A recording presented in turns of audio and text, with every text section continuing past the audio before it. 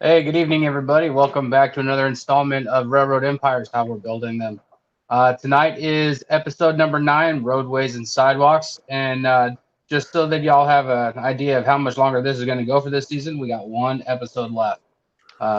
Couple of weeks, next is a couple Saturdays, we're going to be doing the last one. And then after that, we're going to be doing a kind of a post-show interview with Big Bill. Look for that. Who's Big Bill talking to? Me and the rest of the guys are going to be doing the work in the panel that night. So without further ado, we're going to get right into this thing with Lloyd. Okay, good evening, everybody. Hold on. Okay, so first I'm at my bench work. If only I could get this to work now. Okay.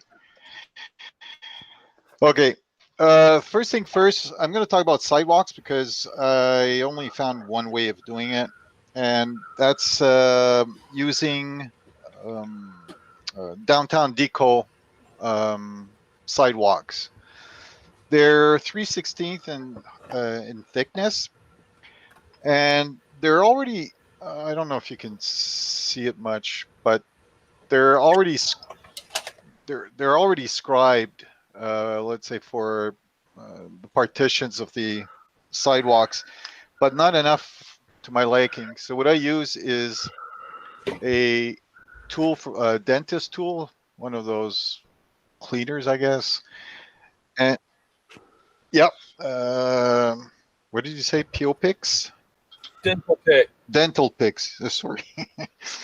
And what I do is I'll just make the lines a little bit deeper so that by scratching, I'm making the lines deeper, and also sideways. They're already marked, so. Okay, so basically that's how I get started. And if I want to put scratches on the sidewalk, I'll just start from the joint and I'll just make little scratches here and there. And once this is done, I use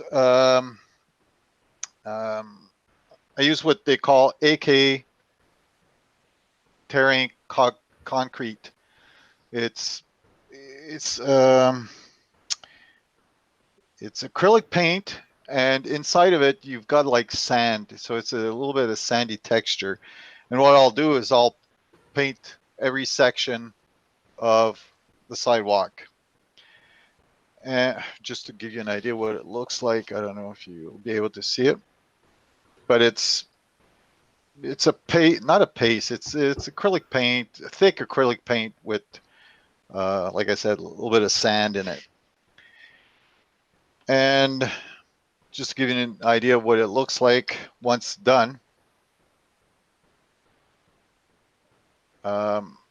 So what I did is I also put a bit of static grass, and I'll finish with pan pastel to give it some weathering. So that's the sidewalk. Next are the streets. Well, there's 3 different types of streets. Well, you've got asphalt, dirt, and concrete. Asphalt and concrete, I do it in the same way. First, let me tell you, I've tried a few different types. For example, I've tried, what is it called? Joint compound. It works great. You've got plenty of time to work with your joint compound. But the mistake I did is I've put it a bit too thick, and it took 3 days to dry. And when it did dry, it shrank. So I had to go over it, put another layer, and then to do sanding. So it became very dirty. So I tried, like I said, I tried a joint compound and I didn't really like it. Then I tried plaster. That you don't have much time to work with, especially if you have curves in your streets or you've got other streets crossing each other. And since my layout, my main street is about 12 feet long, and I've got a curve and 2 other streets crossing. Plaster was not the best idea. I tried I was going to try styrene, but in HO scale, a 4-inch wide street with curves, I would have wasted a lot of styrene. So styrene, I didn't go that way either. And if you do use styrene, don't forget to where you have the joints of every piece of styrene. What I use is a putty called Tamiya putty, and then you just have to do a bit of sanding. All this to say is I came up with, oh yeah, there's another one I also tried was sandpaper. Sandpaper you could use between 300 and 400 grits. This here is 320, but I couldn't find a roll that would cover 12 feet. So I would have had a lot of joints in the streets. So I crossed that one out. And I ended up with my favorite, which is cork. Now, cork is 1/8 of an inch thick. It comes in a roll. I bought a roll, I think it's 2 feet by 4 feet or 2 feet by 6 feet. And like I said, it's 1/8 of an inch. And the great thing about it is that when you put the deco sidewalks, the thickness between the two comes out perfect for a street and the sidewalk. Also, the reason I like this is because if you're doing a road without a sidewalk, let me just show you here. What you could do is, let's say on the straight edge, on the straight side, you just tear off a bit of the siding so it looks like the asphalt is roughed out. And what you do is you bring the dirt towards your cork. And also what's easy to do is, like when I was doing 12 feet long, I glued a little bit bigger than 4 feet. Then I had my paper template, and it's very easy to cut when you're doing curves for your sidewalks or the joints between the roads. Like I said, it's great. And the joints, when you're putting them together, it doesn't show once you've covered it, so you don't see the joints. The other thing I liked about it is that if you tear a piece up and you glue it back, it creates a crack, and the crack is not a straight line. So I don't know if you can see it. So when you paint over it, and then where the crack is, you'll come with a what do you call it? When that black ink, when you which is mixed with diluted with a wash. Sorry. So what you do is use a black wash to make it darker. So that I liked a lot. And also, if you're going to put, for example, culverts or drains, once you're finished your road, it's much easier to cut than cutting plaster or styrene after everything has been installed.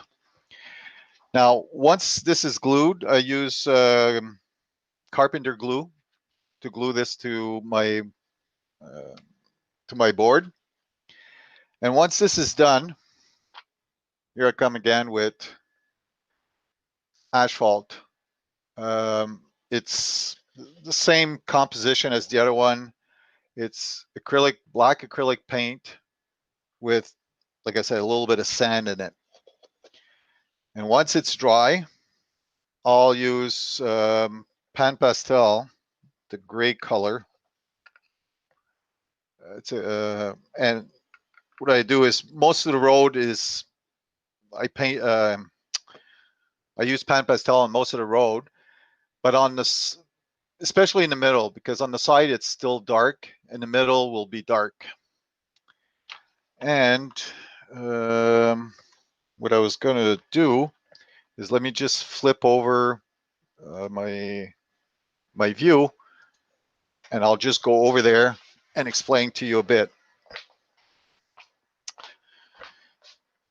So what you can see is my road that's been done for a while now. Let me just get, I was going to get a pointer, but okay. So as what you don't see here, there's a joint that's, I know that there's a joint here because I did this entire piece in one shot. So you don't see the joint anymore. And you can see here a culvert that was installed. It was very easy to do. And you could see the sidewalk. There's like the edge of the sidewalk is probably 1/16. There's a little culvert here. I didn't do any lines on the street yet. I might do it later. And of course, the street, the lines on the street, I used that orange tape. I don't know if it's Tamiya tape to do lines. So there's different ways of doing it. The fact that it's HO, I was better off money-wise using the cork. I'm sure that if I was N scale, then it would have been probably much cheaper with something else. But like I said, my roads it's 12 feet long altogether. My crosswalk here is, I found on the internet the spacing for the crosswalk, and then everything was painted with, like I said, I used that orange tape from Tamiya and just painted some white over it, and then finished with weathering with pan pastel to weather the sidewalk, not the sidewalk, but the crosswalks. Same thing with the stop line. So the AK asphalt comes really black. And as you can see, it's no longer black. It's more grayish.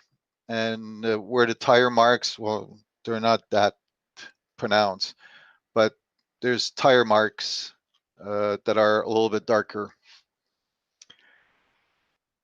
What else? I guess the details are also important. Like, for example, I don't know if you can see this far. There's culvert, and I've painted a yellow line, but they put the culvert sideways, so it looks like it was removed and put back. I guess that's it for. I know I spoke fast about all the different ways. Ari, is there any questions? No, we don't got any questions for you, and we're about pushing up on the time. So if we want to jump over and see what Robert's been working on. Yeah. So I'll be completely honest. I am nowhere near roads in my layout. Still quite a bit off. But in light of tonight's episode, I've been doing a little bit of digging on Facebook and some of the groups and whatnot, and I actually stumbled across a post that had this guy was using black duct tape to do his roads with. So I thought to myself, you know what, that's really interesting. Maybe I'll give that a test and see what's going on. So I went to the Dollar Tree, picked up a roll of black duct tape, and picked up some black craft foam. So here you've got the duct tape. Here you've got the craft foam. Craft foam is about 1/8 inch thick. Duct tape, obviously, we all know duct tape's super paper thin. But here's what I actually was able to do. So that duct tape, you might be able to see it, you might not. There's 2 pieces of duct tape right here, and I buttoned them up side by side. And it was really, if you look at the end, it's really very glossy, right? So I took a piece of 240 grit sandpaper, stapled it to a block, and then gave it a really light rub just to kind of try to knock down some of that gloss color. It didn't knock it down quite far enough. So what I ended up doing was getting my Bragdon powders and using the ash color and just brushing on some of that ash color to get it knocked down. So you can see it's there's still some sheen to it, but it's not near as much as it was. Another thing I noticed on this was after knocking down some of that shine with the sandpaper, it looked just right for a rain scene. So if you're going to do a rainy city scene or something like that, you can just put this down, hit it with a little bit of sandpaper, and knock down a lot of that major sheen that you see on the end. But it still leaves a good, nice little shine on it. And then you just paint your stripes and whatnot. The other one I wanted to try and I don't know exactly where I found this or heard about this was this craft foam. Honestly, at this point, I'm happier with the way the duct tape looks after just a little bit of sanding and powder over this craft foam and powder. I did powder both, but you can kind of see like the it's very uneven on the powder here, and it doesn't quite look right. The width is right for a 2-lane road on both of them, although the craft foam at about 3.5 inches is kind of narrow if you look at it. So, I mean, it might be good for a rural 2-lane road. But then if you turn around and switch these over to the duct tape, it is nice and perfect for a city street. Got plenty of room on each side. And that's really kind of all I'm with right here. I'm looking through the comments, and Sparky said never would have thought of using powders on duct tape. No, you know what, Sparky? Honestly, I didn't either. I was talking to Andy in the pre-show and kind of going over this with him, and he's the one that, well, why don't you hit it with some powders and see what happens? So I got to thank Andy for that one. Little bit of paint as far as striping goes, and I think it's going to be a pretty good road.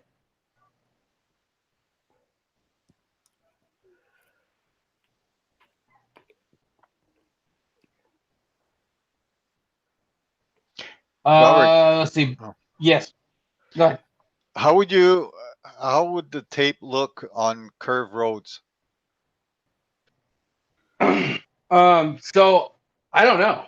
I really don't know. I literally pulled this out and tested and put this together like 15 minutes before we got into the show here. So I have no idea how it would turn out on curves. It was literally something I saw and wanted to test out, and I figured what better place to test it than right here with you guys. So as far as answering questions goes, the general answer is I have no idea yet. I bet if you used a heat gun, you could stretch it enough. Well, I would think with duct tape, if you were going to run around a corner, you would have to cut the inside of the radius to get the curve right, and you'd have to do it in such a manner that it all laid flat. So it wouldn't exactly be easy. I'd try a heat gun. See if Duct you can tape heat it will up. turn a curve. You just have to do it. Tim, you're way too far away from your mic, dude. We can't hear you.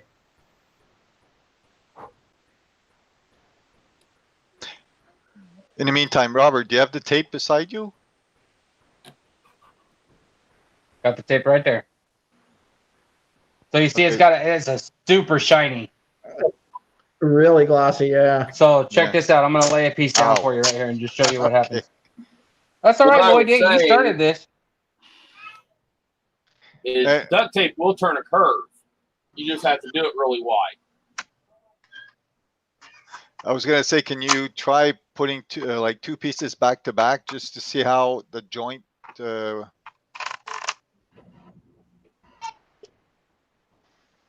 I'm gonna mute this while I knock down some of this shine real quick, and then yes, Lloyd, I will follow up with what you were asking. But I want to show you guys how much it knocks it down just hitting with some sandpaper. Okay.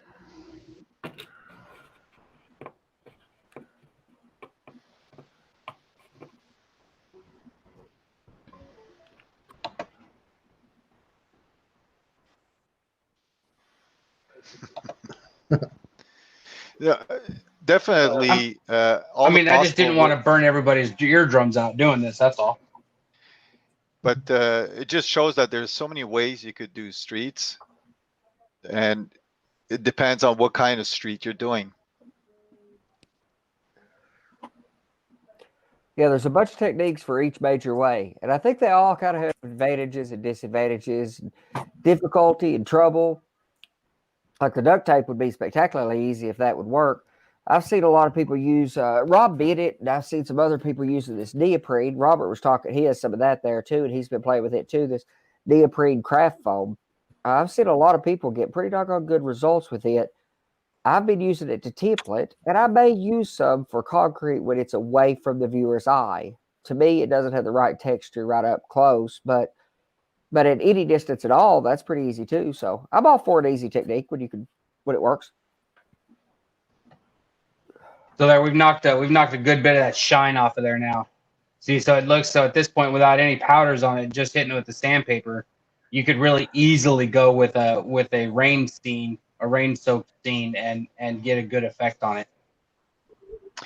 Sorry, what kind of what's the grit that you use on the sandpaper? This one's a 220 or 240, I think. It's the highest grit that you can get at the Dollar Tree pack. I'm a Dollar Tree fiend. I love that store. That is my favorite store for model railroading. I am not even gonna lie to you.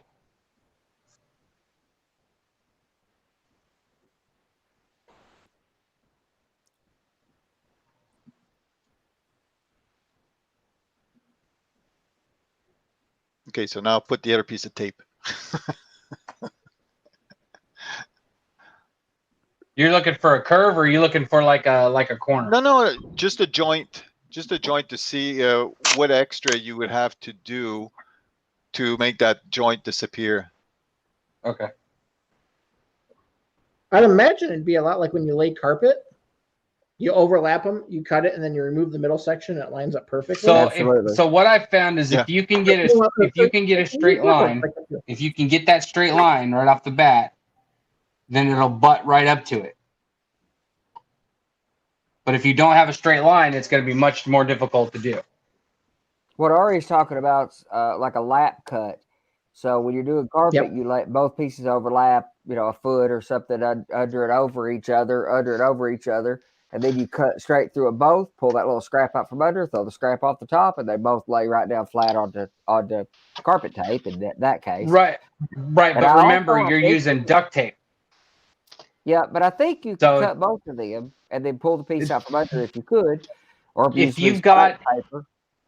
So if you've got really crappy duct tape, probably.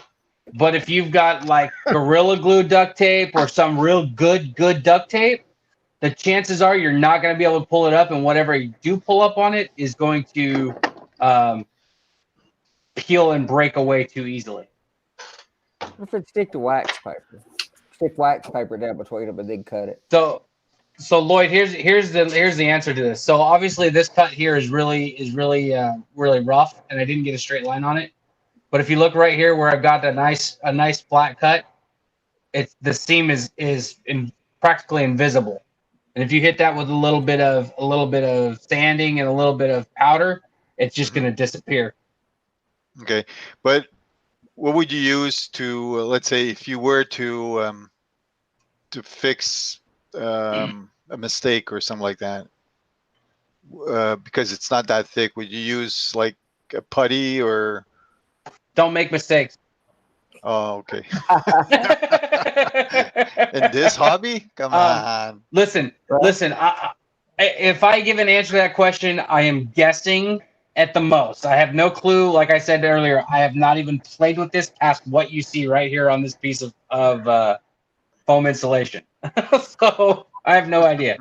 I would think though that you could probably, like in this gap right here that this thing that created, you could probably lay in a thin bead of some sort of a putty or filler or something like that, and sand it down to flush, and it'd be fine.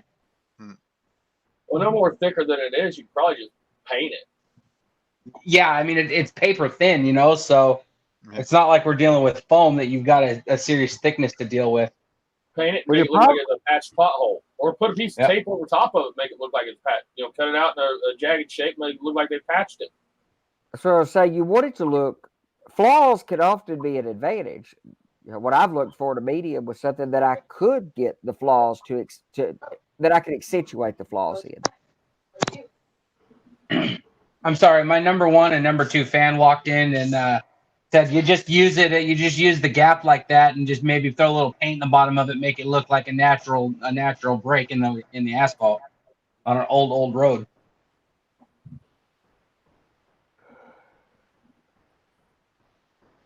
Well, that sure looks good. Yes, I mean I'm really thinking I'm kind of happy with the way it turned out so far. I think I'm going to play with this a little more and see what the actual potential is. Andy had mentioned earlier about putting it on a sheet of foam core to give it a little bit of girth. So that's something I might try later on down the road. Well, something else you can do is overlap your center seam. That would kind of give you the idea of maybe a road crown. Yeah, I think if I was gonna do that, then what I would do is I would start with a center strip and lay it first, and then butt these two together. That way, what happens is it actually hides, right? So you don't actually see that hump anymore, or that lip, so it hides it real nice. That's kind of a thing I picked up doing this paper modeling too, figuring out how to hide stuff behind it.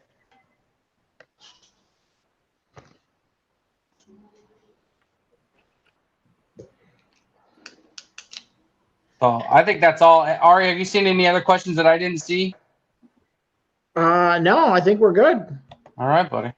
I think somebody was saying that you can get the foam pad that's 8.5 wide by 22 long for fewer joints, and that was Train Man 2.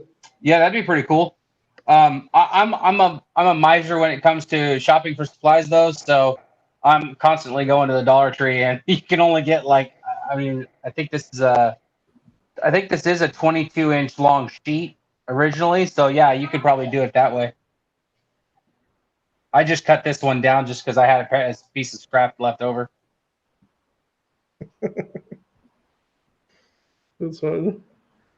I guess that's it. So if we want to hop over and see what Tim's working on. All right. Well, right now, the way I do my road is, of course, I'm using Plaster Paris. And I'm building my crossings in as I go. So what I did was I made a mold. I don't know how well it's going to show up. But and of course it broke, so it's it's a temporary mold. So what it allowed me to do, like since I got a double track here, I could set it down and set the mold in place, and I had it notched for the rail. That's why it broke. And then I could pour the plaster in. I actually had it completely molded in, and I just pour plaster in, and I came back in with a tool, like a stick or a piece of styrene. This is actually the piece that I used, and I could just drag it across. And since I had the taper in it, in the downward piece here, it's got a taper built into it, and I had that sealed off. I could actually just come in here and drag it across and work it as it solidified. And then where I had some low spots or whatever, I'd come back in with drywall mud or joint compound and smooth it off and fill it back in. Of course, I wanted some imperfections in it, make it look like it's kind of used road surface. It's a little darker than what I really wanted. I probably should have figured out a way to dye the plaster when I cast it. But it is what it is. I actually used a paint called Pavement. It's an apple barrel color. That's literally their name is Pavement or Asphalt. I think it's Pavement. And then, of course, I came back in with ballast, and I did my shoulders, my road profile, built up the road profile. And then as the plaster was solidifying, I took an old truck, and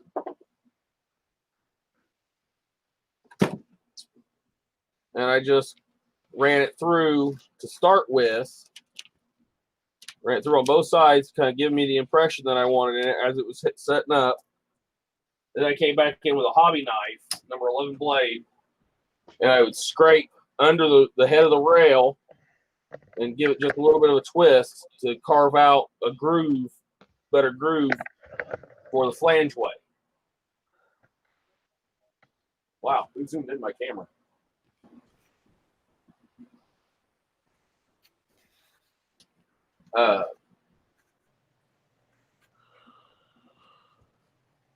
But so when it's all said and done, cars roll through it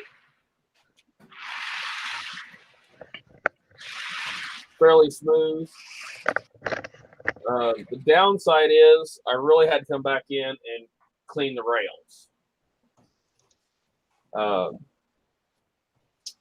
And I still have a few problems on this side with the train getting contact, because the plaster that I set in here is a little higher on the outside than what my rail is. I didn't sand it down enough. So every once in a while, if I get a flange or a wheel that's wider than what they need to be, it'll ride up on this and I'll lose contact with the rail. So I really need to come back in here and sand this center section down again so it's not level with the rail. It's actually just a little below the rail. The center in between the rails is fine, but it's this piece in the middle between the two sets of tracks is where I have the problem, because the wheel of the train will ride up onto the plaster and lose contact with the rail.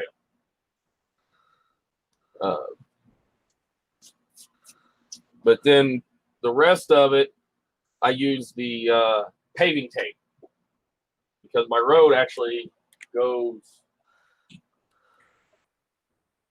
over here, and I use paving tape for all this. It was back down to ground level, so I only need to use one height of paving tape. I've tried stacking the paving tape in the past to get thicker runs, but getting that paving tape lined up perfectly to stack it is kind of hard to do because it's a thick foam tape, and it winds up being a little off, and then when you pull it off the plaster, you can see where your layers of tape were at. Now, granted, you can touch that up by making your road a little wider than what you need to, and then coming back in with a knife or a blade or something and cut your plaster, smooth it off. But I didn't want to go through all that trouble, so I just made a form and cast it that way.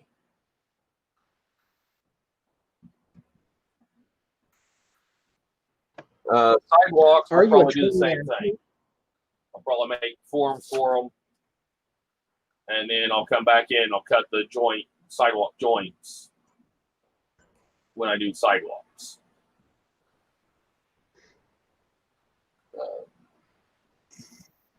Are You a Train Man too said that he still uses plaster, and he mixes in the pigment with the plaster so you don't have that bright white showing through, like where the rail is. And I've had that trouble too with the contact, and when my locomotives would come through, the plow would either hit the paving at the crossing and pop the engine up, or just lose contact. I remember like having to seriously sand down my embedded rail. I ended up going with paving up to the rail and then using the wooden inside the rail, the BMLA rail, the wooden planking. Yeah. I've got some of that also, and you've got to be very careful with how much you water down your glue or anything you put around the wooden planking. Scenic glue wise, how much water or moisture is in it, because it will warp that really bad. That stuff that wood just soaks up the moisture. So you got to keep an eye on it whenever you're doing your scenery around it. You don't get too much of your water mix near that wood crossing. I do have some of the Walther rubber crossings. Their new rubber crossings and their wood crossings. I have not yet tried them out yet. Well, that was a double entendre. But I've not tried them out to see how I actually like them. I got them back when they were having that big sale this year.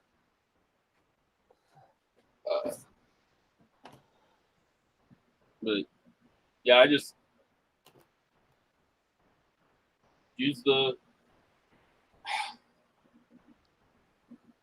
paint over top of it, and the problem with painting over top of it is it doesn't soak in. It doesn't dye. So when you sand, after you painted it, you're going to have to paint again. If you can mix it in with your plaster, that's even better. Or if you can use like the Woodland Scenics washes they make, they'll soak into plaster. Plaster will absorb those. So it may take several coats for you to get the color you want, but it will permeate the plaster. So if you sand it, you'll still have a coloring to it. You won't have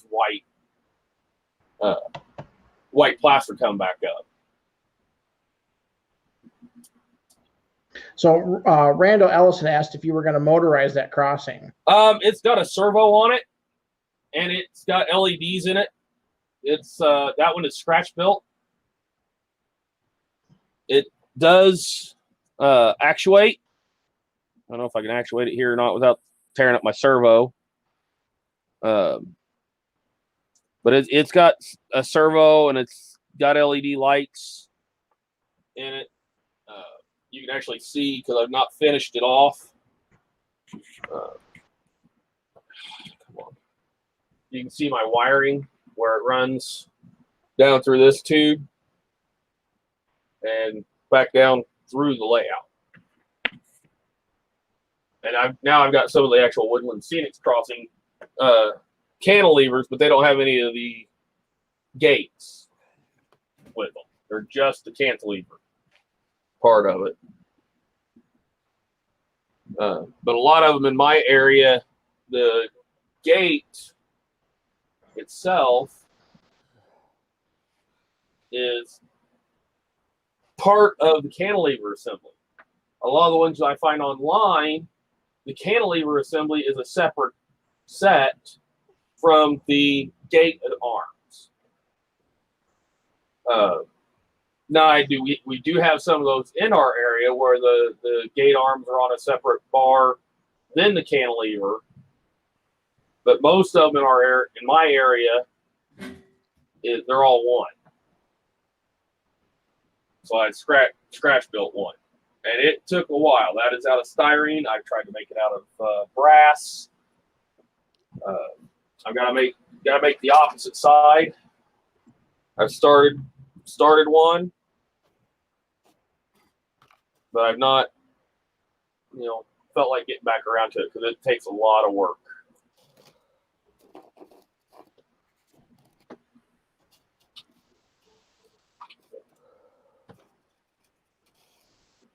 Like I said, I tried to make it out of brass because I was going to do common anode with it and just run the grounds through it.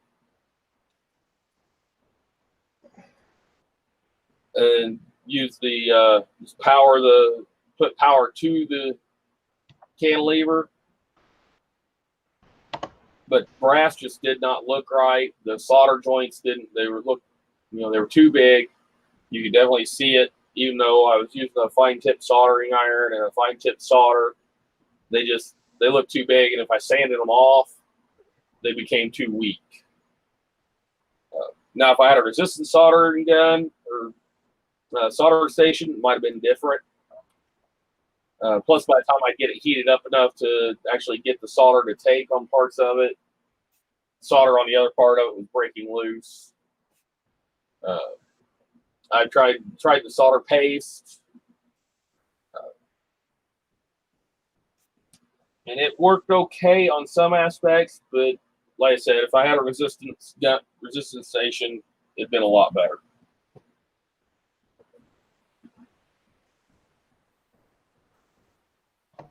But we'll get more into doing this kind of stuff next season, I think. We're going to get into more scratch building and super detailing on our layouts. I don't think we have any more questions for you, Jim, so we want to hop over and see what Andy's doing. So, as is typical, I make this more complicated. So, it is probably necessary.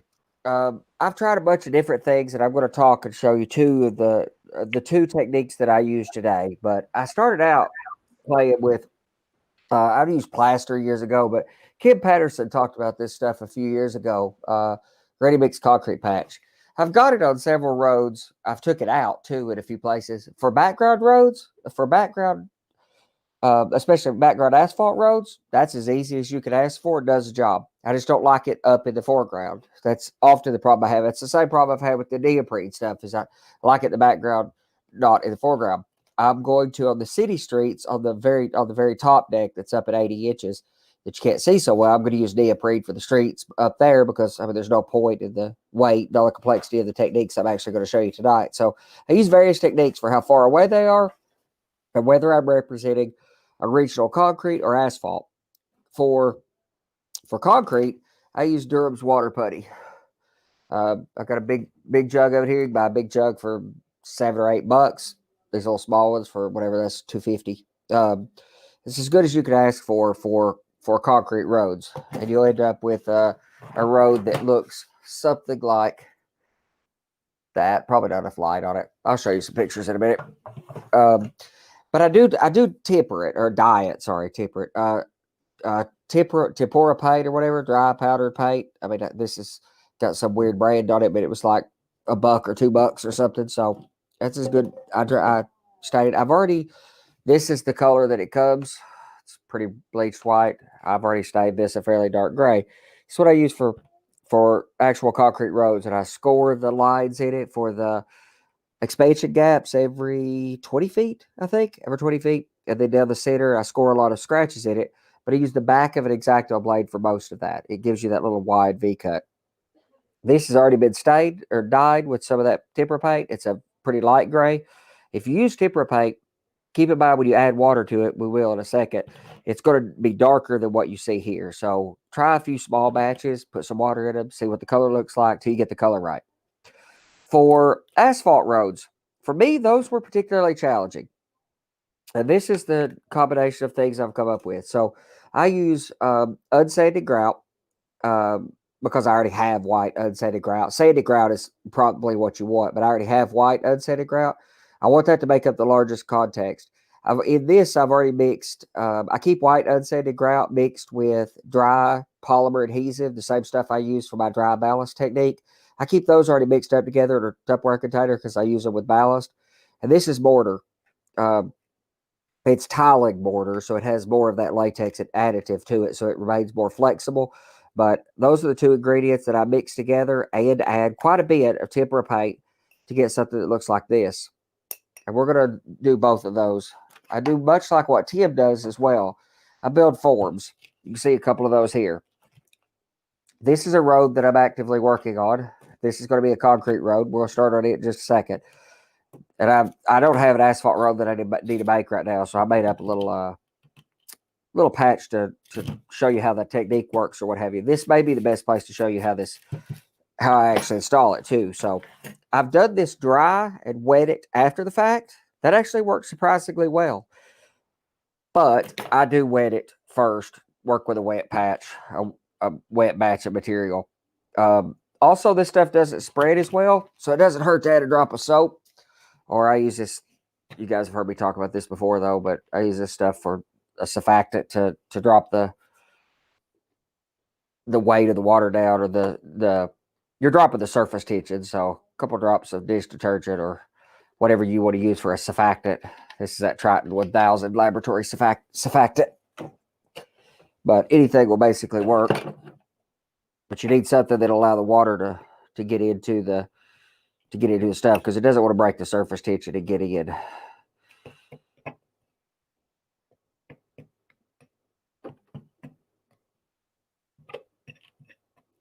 Let that soak some water.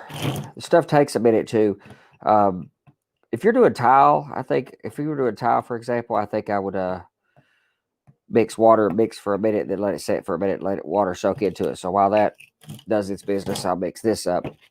This is just Durham's water putty. Much like what Tim was just talking about, it is effectively a plaster. Durham's water putty is a plaster. It's a particularly hard plaster when it's done, which I think makes it hold. It holds the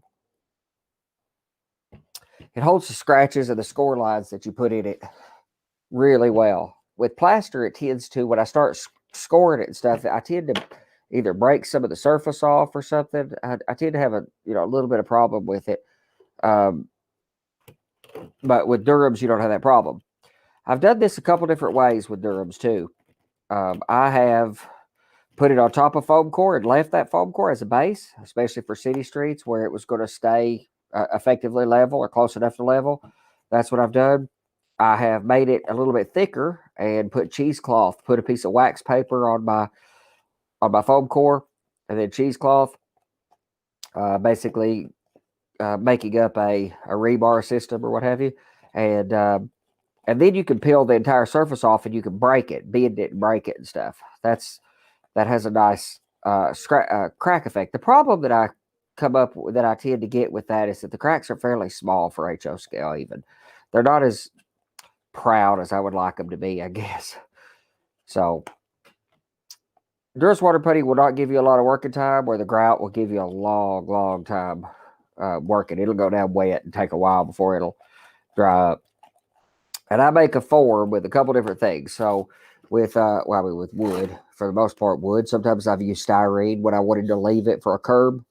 Because I ripped the wood off later, but I put it down with a little bit of wood glue, and then I can pop it off with a knife after the fact. In the case of this small road here that's coming along, this is going to be our asphalt road, concrete road done with Durham's water putty. I have built the curvature So I've used foam core basically to get the template. I know people who use foam core as the final result. They paint it, weather it, tear into it with a knife or something to put rough spots, etc., and get good results. I just don't. I do rip the paper off from it though. If you rip the paper off, this stuff doesn't stick to the foam core very good.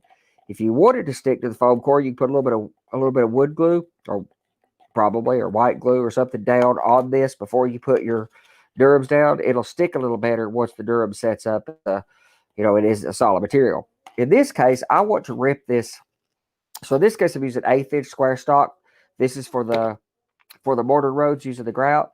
For the concrete roads, and especially in this case, where I want to peel this road up off the foam or rip the foam out from under it, I want to leave this material fairly thin. One, it doesn't have to be as thick as the grout, but I want to leave it fairly thin so I can crack it, break it, dig into it, stuff like that. A beauty of that is you could just kind of push your finger, especially on foam seeder, you can just push your finger into this stuff pretty doggone hard and break it. I mean, you got to be pretty tough with it. It's pretty hard material, but you see how much darker this looks of a gray color, if you can see that with the lighting, once the paint has kind of activated in it. It's amazing how much darker it gets. So don't mix to the consistency of the dry mix. Wait till you get some water in it to see what it's going to look like. And this is I use a thick, I'd say this is like peanut butter probably. Use some food references. That seems to be a little easier to deal with. It's about the thickness of peanut butter. And like I said, I've glued these. I have done it where I've just pinned, and I've used little flathead pins so that you could use the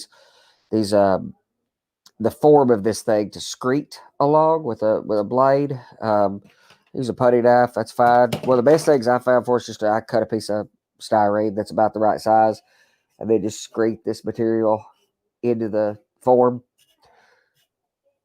And like I said, I take these forms off normally. I have used styrene a few times when I wanted to leave them so I could get some curb. Also, something worth mentioning is that we've talked a lot about size of road. We've kind of debated amongst ourselves in the community about the correct size of road. Mine are not full scale width. To me, that it looks too wide. Typically, because they're on the other side of the tracks, I guess you'd say that I'm taking advantage of a bit of selective compression. It's a very casual selective compression. But if I do the roads to full size, not to mention this is Appalachia, so the roads should be fairly narrow anyway.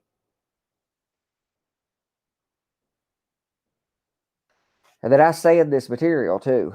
So I have a orbital sander that has an option on it to just do lateral movements, and then I sand it kind of the long way so that the sanding stroke is in alignment with the direction of travel, so that you want the sanding to go this way when you sand the spots out of it. You can patch a few little spots if you needed to. It's got a little hard spot in it. But I sand the material, and then I scratch the scratches in it. It's going to dry lighter too. Scratch the scratches and damage into the road and expansion gaps into the road. And then I'll come over it with a stain. And you can use India ink. I got nothing against India ink. I use it for a whole lot of things. To me, India ink tends to degrade over time, though. I don't know if like humidity or something causes it to leach out of the material. It probably soaks in more over time. Maybe I'll get the right color, and then I can come back 2 years later or something, and it will be significantly milder of a color. So it's probably, like I said, it's probably soaking in like the Woodland Scenics earth tones. Washes, yeah, they're a pigment. Where like my one rock wall that I did over here for the waterfall, how it's faded over the last year or so because there was nothing behind it. The plaster has just soaked that stuff through. Yeah, now, but I've done it a bunch of different ways, and I've always got leaching or some damage to any ink. So I just used the tempera paint. I just mix a little up in water, so it's the exact same gray tone that I'm using on the rest of it.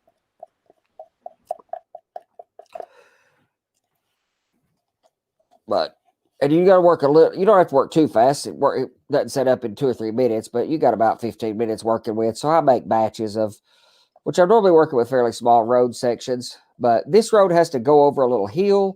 As it hits the backdrop, it kind of climbs over a little bit of a rise.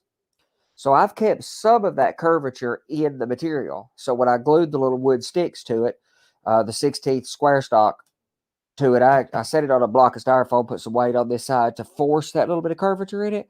It may not match the actual scenery where it goes perfectly, but it'll be close enough that I can bend it and bend the Durst water putty, which will break it some, but I want it to be broke some. So I can bend it to make it match the exact scenery profile of the, of the existing finished scenery.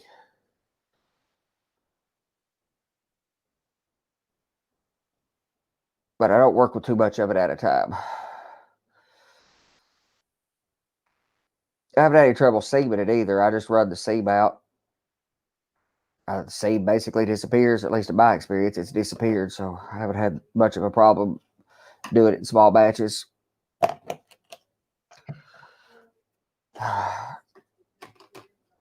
Get this done, and then I'll show you the mortar if I have time. Mortar was what I had a hard time with. I tried a bunch of different, or not mortar, asphalt. I really tried a bunch of different asphalt techniques before I really found one that I loved. Grout's the best I've come up with, and I like it. I'm happy with the results. So I use also using those two colors, and I don't mix them very evenly. So using the straight white unsanded grout in my case, when I sand it slightly, it's granules. So those granules will, when you sand the surface of the road, you'll get a slight kind of surface, like putting sand in concrete and sanding it, or pea gravel in concrete. You'll get slightly different color variations in it, which I like. So that's that blacktop road. This asphalt's soaked in enough. That's why I want to use a surfactant with it, so it'll soak in a bit. And the dry polymer adhesive takes a little bit more to soak into, probably. Or actually, I'd say it's the mortar that's the one it's hard to soak into, because when I use ballast, I don't use mortar. I just use the unsanded grout, the dry polymer adhesive, and I probably.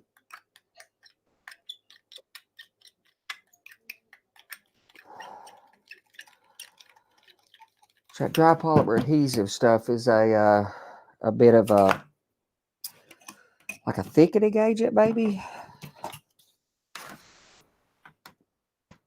I guess it works like a silica thickening agent.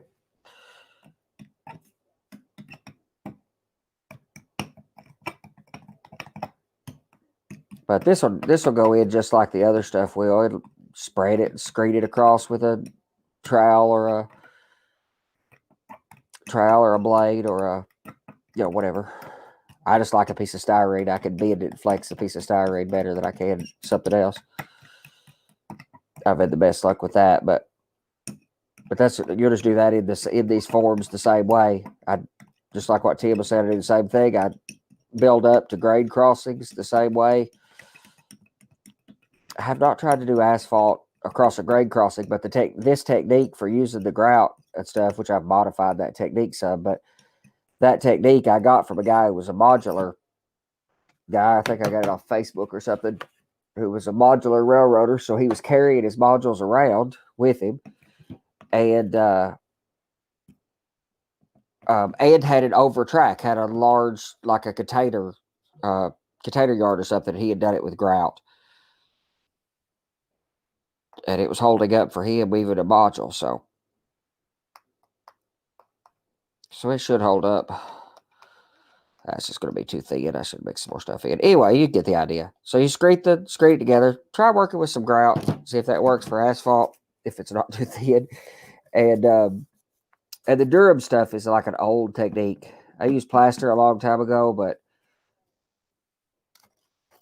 I like the Durhams better. There's some O-scale guy that I follow who was using Durhams, and it takes the score lines better. It doesn't break out stuff as easy. It's a harder material to work with. So if you don't have any questions, be interested in hearing about how you've used styrene, Ari. It's an interesting technique.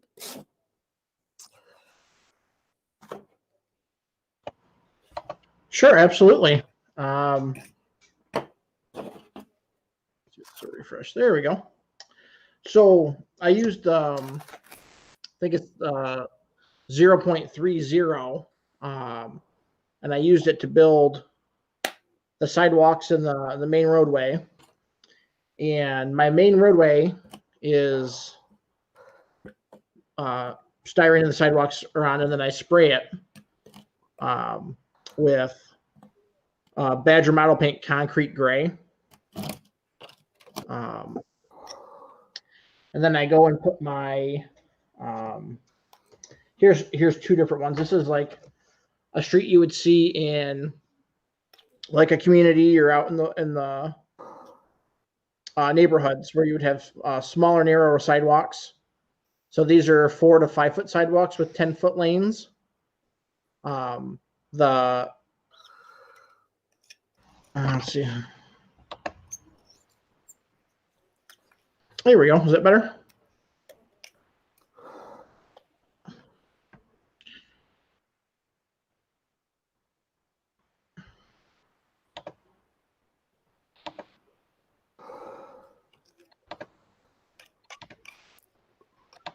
About need to refresh. It's working for me, Ari, but you might need to refresh real quick. In the meantime, I just had the. Are we good? You got me? Head, but I get a good You get a good thickness like that thickness with this stuff, and it works pretty good. Did you get your camera working, Ari? Am I good? No, I'm not. Nope.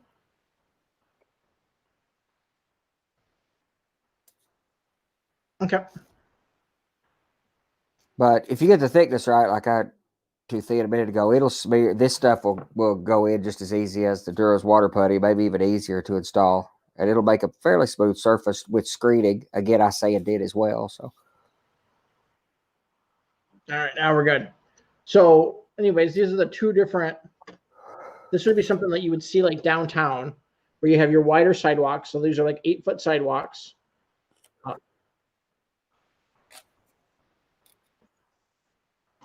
So you got an 8-foot side or the 8-foot sidewalks. So this would be like your downtown area, and then the 10-foot lanes. And they vary because I built a bunch of these test models, and when I put my biggest vehicle on it, which is my semi trucks, they didn't have enough room. So with the 10-foot lane, it's pretty good with my larger vehicles. And I use the weathering. If you could see that, this one's lightly weathered, and this is more like a more heavily weathered road with like skid marks and in the Midwest we use a lot of road salt, so our sidewalks and roads are really grimy here. So I use the Doc O'Brien's weathering powders, and I use like a dirty brown, highlight white, a muddy red, a grungy gray, and a very light coating of the black. I'm using this mostly for my downtown and my paved concrete areas, but when I get out into my more rural scenes, I'm also using like the Plaster or the Woodland Scenic Smooth It system.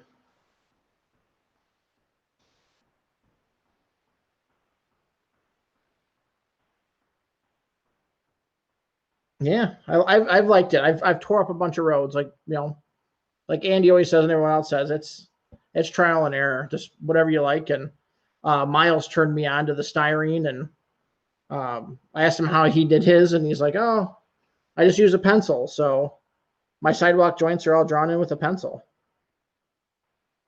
And from looking down at it, you can't tell. So if you want to add your cracks or add your imperfections, use a pencil and the weather over top of it to blend it in.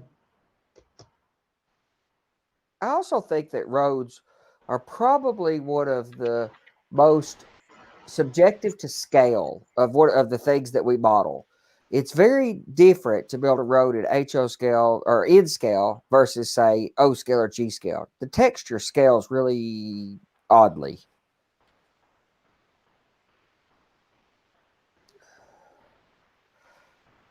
But I agree with the experimentation. You've got to find the techniques that you like working with that give you the results you want. Because I'm not sure any of them are perfect techniques, but all the ones that I really like are hard, fairly difficult, time consuming. And I don't know if I mentioned or not, but the paving tape, Lloyd used the like the masking painting tape. There's a company called Highways and Byways, and I know for sure that they make it an HO and an N scale, and they have really, really nice graphics for your highway crossings, for your, like how Lloyd has his crosswalks. They got the crosswalks already made, and it's scaled pretty darn good. Yeah, they used to be one of the sponsors for YouTube Model Builders or Model Railroading Live. Yeah, back in the day, I remember that now. Yeah, I've got a set of their decals yet to put on this spot. I've yet to do it, but that's my more challenging spot. That's getting those lines down. You mark your spots in with like a pencil, and then you try to lay that stuff flat. It's pretty stretchy, but you definitely need to be very gentle and lay it down with some sort of embedding tool to really scribe it in.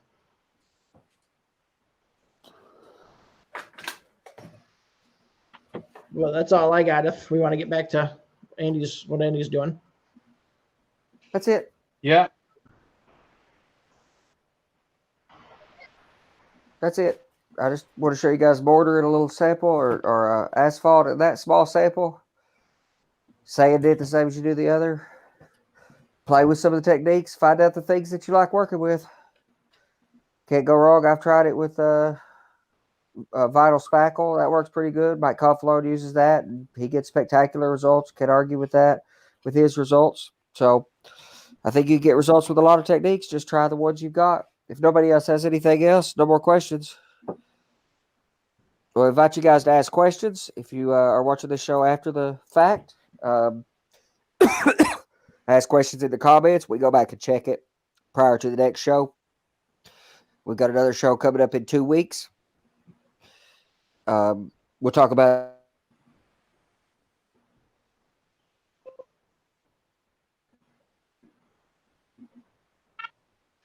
we've lost Andy's audio. Anyways, next show will be, I believe, our last show for the season. And that will be with Big Bill. No, we got one more. Oh, we got one more after this? Okay. Yeah, we got episode number 10. And then that following Wednesday, as soon as we do episode 10, the following Wednesday, we'll be on with Big Bill.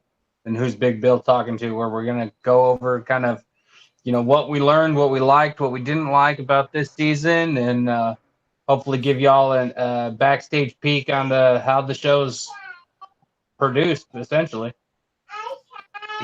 Sounds about right. So if you have any questions, comment below. We'll check those, or send us an email at empires@modelrailroadinglive.com. Check the schedule for upcoming shows at www.modelrailroadinglive.com. Thank you, guys. We'll see you guys again. Johnny's show next week, and 2 weeks from now, we'll see you guys back on the Empire Show. Good night. Have a good night, everybody.